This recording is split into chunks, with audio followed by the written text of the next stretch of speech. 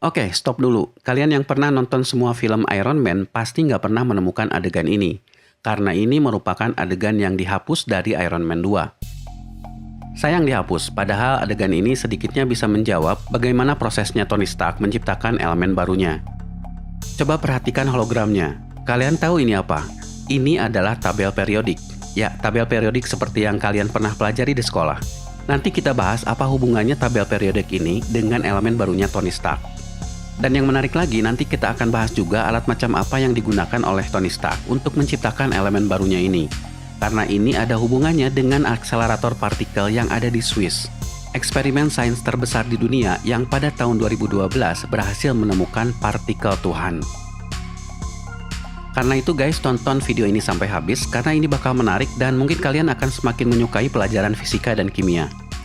Sir, this implies a theoretical element not currently found on the periodic table.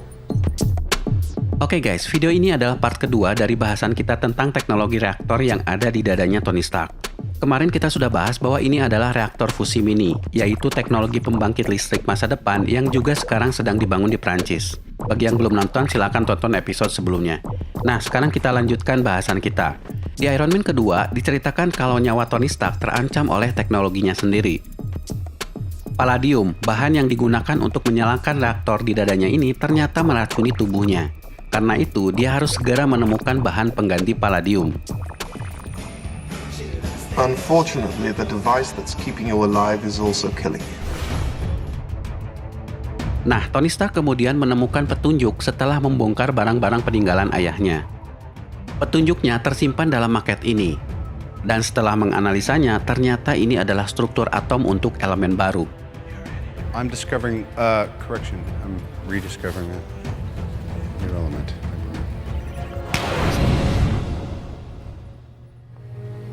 Dead for almost 20 years.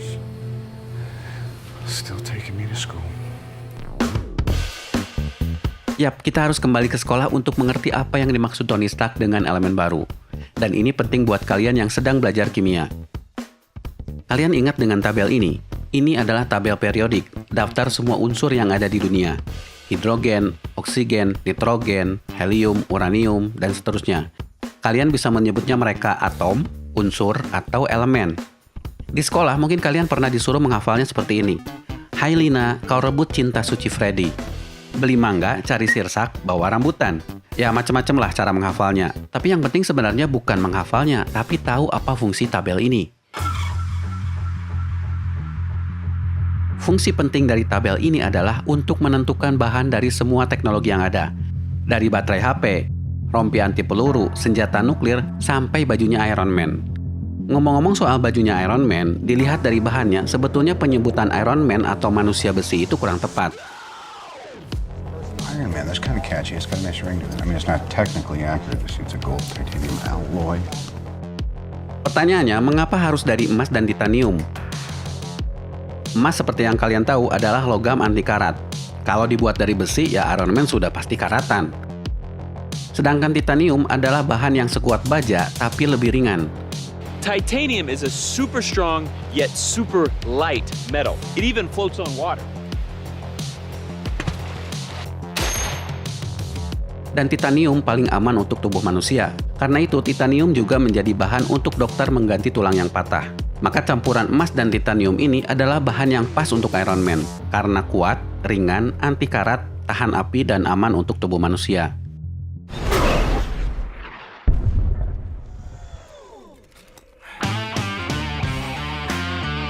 Nah, itulah pentingnya Tony Stark membaca tabel periodik ini, karena tabel ini menyimpan semua informasi tentang elemen, dari jenisnya, karakternya, kekuatannya, bahayanya, sampai langka atau tidaknya. Nah, ini adalah adegan yang dihapus dari Iron Man 2. Adegan ini dirilis oleh Perception, perusahaan efek yang membuat hologram ini. Di situs resminya, di sini dikatakan kalau ini adalah adegan Tony Stark menggabungkan dua elemen dari tabel periodik untuk mencari bahan pengganti palladium. Periodic table? Rendering periodic table, sir. Adegan ini seharusnya melengkapi adegan Tony Stark untuk mencari elemen baru. Di mana di sini Tony Stark tampak mengulik setiap unsur untuk menggantikan palladium. Tapi akhirnya dia sadar melalui petunjuk ayahnya kalau ternyata dia harus menciptakan elemen baru, alias elemen yang belum ada di tabel ini. Apa itu mungkin? Bukan hanya mungkin, tapi para ilmuwan di dunia nyata pun melakukan itu. Elemen-elemen yang diberi warna ungu ini bukanlah elemen yang ditemukan di alam, tapi merupakan elemen buatan yang diciptakan di lab. Elemen pertama yang diciptakan adalah teknesium, elemen ke-43. Diciptakan di masa Perang Dunia Kedua, berbarengan dengan diciptakannya bom nuklir pertama yang dijatuhkan di Hiroshima dan Nagasaki.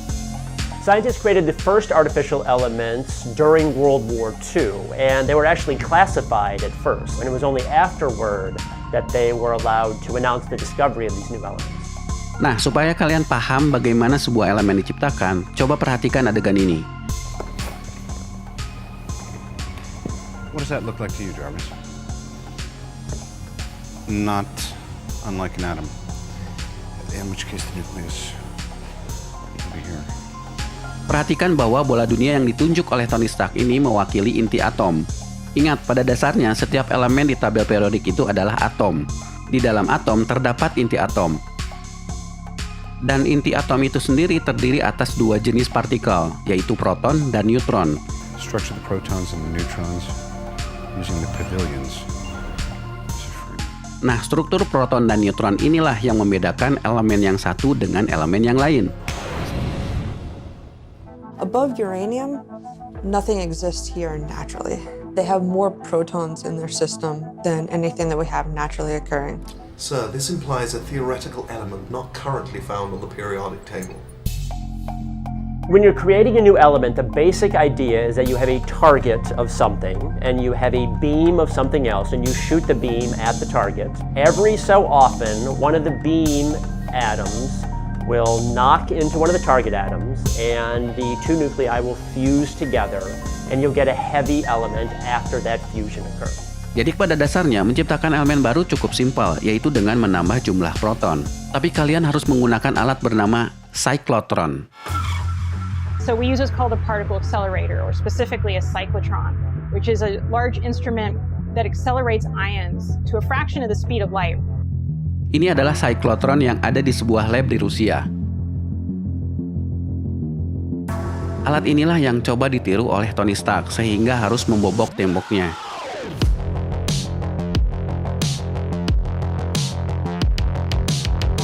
When we make one of these new elements in the cyclotron, we really have to just add a proton. Di dalam alat ini, proton-proton ditembakkan dan diputar-putar sehingga mendekati kecepatan cahaya. Lalu proton tersebut mengenai sebuah target dan mengubah strukturnya sehingga menciptakan elemen baru. The beam comes from the cyclotron, which is right through that wall, and then it travels all the way down this line here until it reaches our target on the other side. Ya, kurang lebih seperti itulah yang dilakukan oleh Tony Stark. Dia mempercepat proton dan menembak sebuah target, sehingga target ini akan berubah struktur atomnya dan menciptakan elemen baru. Congratulations, sir. You have created a new element. Tapi di sini perlu dicatat, dalam alat aslinya, proton tidak keluar dari alat ini berbentuk sinar dan menembak target. Baik proton maupun targetnya tetap terisolasi dalam alat ini. Right inside this box, that's where our elements are made. Ya, namanya juga film. Kalau nggak ada sinar-sinarnya, ya nggak akan menarik. Namun sayang, Tony Stark tidak memberitahu apa nama elemennya atau berapa jumlah protonnya. Bahkan adegan tabel periodik ini dihapus. Ya, mungkin karena ini cerita fiksi, nggak mungkin melangkahi eksperimen di dunia nyata. Nah, tapi guys, alatnya Tony Stark ini sebetulnya tidak mirip cyclotron, tapi lebih mirip akselerator partikel yang ada di Swiss. Namanya Large Hadron Collider. Ini adalah akselerator partikel terbesar di dunia, yang panjangnya mencapai 27 km di bawah tanah. Alat ini menghabiskan dana miliaran dolar dan membutuhkan waktu 10 tahun untuk membangunnya. Nah, tapi alat ini tidak ditujukan untuk menciptakan elemen baru, tapi digunakan untuk mencari partikel baru, lebih gila dari Tony Stark. Seperti pada tahun 2012, mereka berhasil menemukan apa yang dikenal dengan partikel Tuhan. A scientific discovery this evening. It is making huge headlines across the globe, something truly historic. Researchers tonight say they think they have finally discovered the so-called God particle. God particle has been found. The so-called God particle It's a theory scientists have been chasing for decades. We'd be another step closer to knowing where we came from. We'd be another step closer to understanding the universe itself, which is ultimately quite a mystery to us. Tapi perlu diluruskan, nama partikel Tuhan atau God particle sebetulnya nama yang dilebih-lebihkan. Nama partikel ini aslinya Higgs boson, diambil dari nama orang yang memprediksi keberadaan partikel ini 50 tahun sebelumnya, yaitu Peter Higgs. Well, I would like to add my congratulations to everybody involved in this tremendous achievement. For me, it's really an incredible thing that it's happened in my lifetime. It's taken...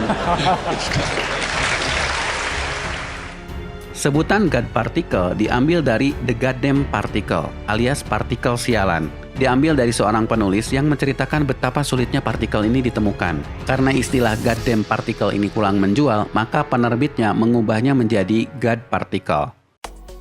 Oke guys, kira-kira itulah yang bisa kita pelajari dari elemen barunya Tony Stark. Mudah-mudahan kalian paham. Nah, sebelum berakhir, ada fakta menarik soal Large Hadron Collider. Eksperimen yang dilakukan di sini mempunyai tujuan yang lebih gila, yaitu meniru terjadinya alam semesta atau yang dikenal sebagai Big Bang. Karena itu, alat ini sering disebut Big Bang Machine. Dan ini nanti ada hubungannya dengan Infinity Stones. Semoga kita bisa membahasnya di lain waktu. Big bangs and 6 elemental crystals hurtling across the virgin universe. These Infinity Stones each control an essential aspect of existence.